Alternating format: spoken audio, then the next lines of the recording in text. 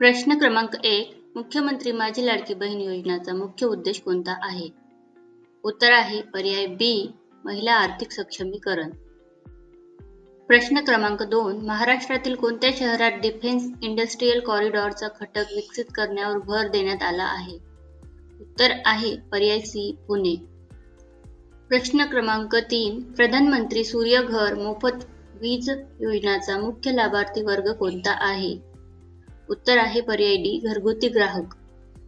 प्रश्न क्रमांक 4. विकसित भारत @2047 या संकल्पनेत खालीलपैकी कोणता घटक समाविष्ट नाही? उत्तर आहे पर्याय डी. आयात आधारित वाढ.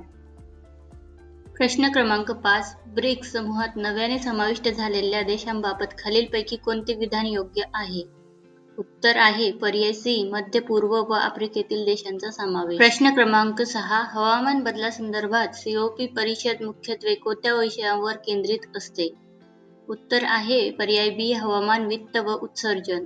प्रश्न क्रमांक 7. भारताचा सर्वोच्च क्रीडा पुरस्कार मेजर ध्यानचंद खेलरत्न पुरस्कार कोणत्या क्षेत्राशी संबंधित आहे? उत्तर पर्याय सी. क्रीडा.